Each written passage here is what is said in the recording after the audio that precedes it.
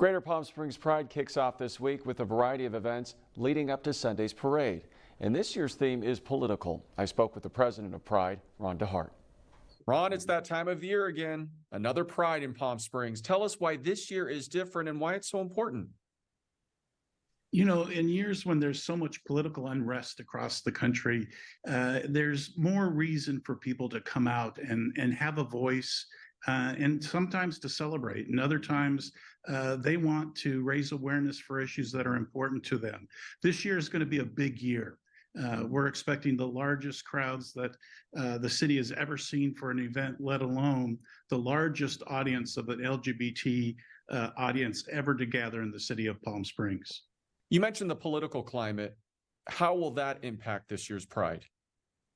Well, you know, during years when there is a lot of negative anti-gay activity going across the country, anti-trans, anti-drag, it really has reached a peak in this last year with bills across the country that are going through legislatures that are denying or trying to deny the rights of individuals just to be themselves.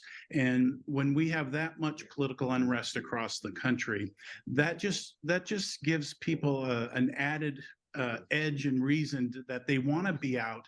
They want to be out with other LGBTQ people and allies, and they just want to come together and gather and celebrate in some cases, but to raise awareness and just to be together and to unite and take a stand for equality for all individuals.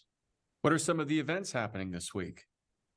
You know, it's just crazy. There's so much going on. There's a lot going on for anybody. The traditional Palm Canyon Theater, Broadway and Drag, held in the theater, is now actually on Palm Canyon Drive this year.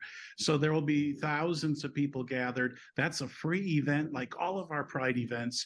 There's no hindrance for somebody to come because of financial concerns. It's free. We're open to everybody to attend. Obviously, the parade on Sunday at 10 a.m. is always a big draw. The festival goes both days starting at 11 a.m. And new this year is the Latin Pride event on Thursday night, November 2nd, starting at 5 p.m. in the Arenas District. That's a new event for Palm Springs. We have not had a Latin Pride event. It will be a fun time downtown starting on Thursday.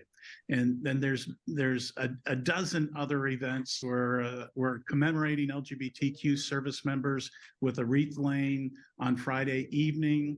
On November 1st, we will be honoring the memory of George Zander and all victims of hate crimes by laying a wreath at Tockwitz and Kali and Cilia.